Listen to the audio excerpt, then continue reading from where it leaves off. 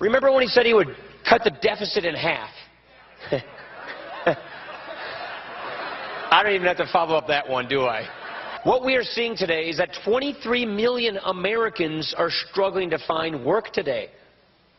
What we see today is that 15% of our fellow countrymen and women are living in poverty.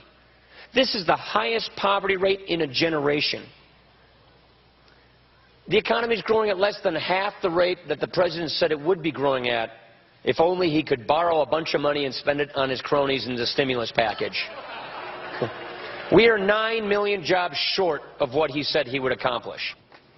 Now, the simple truth is the Obama administration has done nothing to move this country forward, only backwards. And here to respond to the president's chances on Tuesday, his handling of the storm, and much more, former Alaska Governor, Fox News contributor Sarah Palin. Governor, this is simple for me. 1 in 6 Americans are in poverty. We have a $6 trillion debt, 17 million more Americans on food stamps, bringing the total to 49 million. For every one job Obama created, 75 more people got on food stamps during his presidency, and there's 25 million unemployed Americans. Does that person deserve re-election?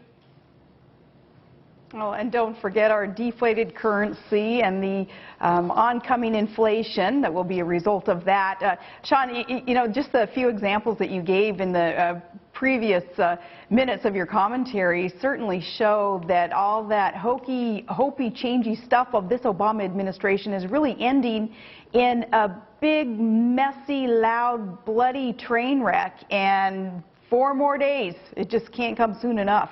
Oh, I agree with you. All right, so what do we make of, now we've got a situation. Why do I wonder if Hurricane Sandy hit Ohio or Virginia harder or any of the important swing states.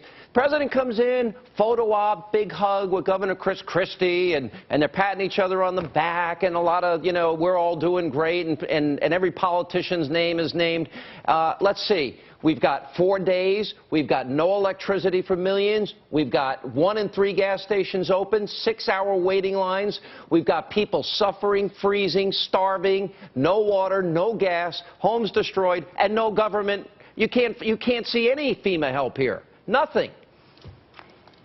Well, it's quite a shame that, Obama got what he wanted out of that, and that was the photo ops with a Republican governor so that he and the mainstream media could kind of fake that bipartisanship that in no way, shape, or form does President Obama represent.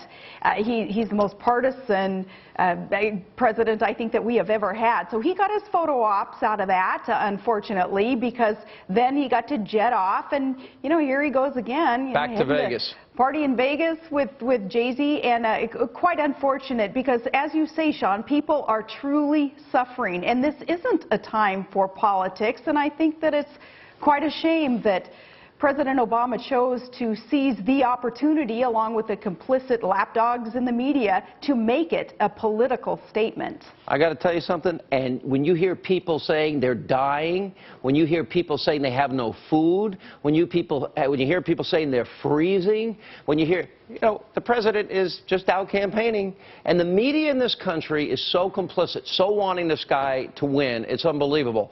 What do you predict for Tuesday night? What's your prediction? Well, first, Sean, the media is so corrupt. That's what the bottom line is, that lamestream media. People, through this example of the storm, they cannot put their hope and their faith in government. They can't put their faith in some politician.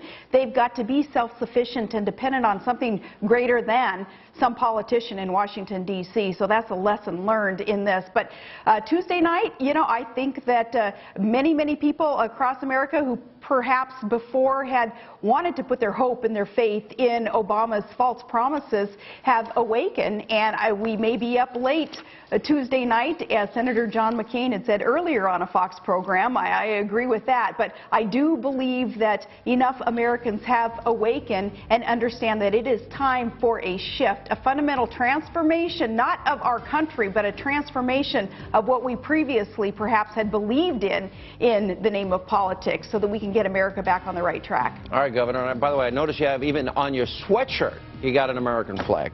Pretty patriotic. Thanks for being with us. And we have a lot more.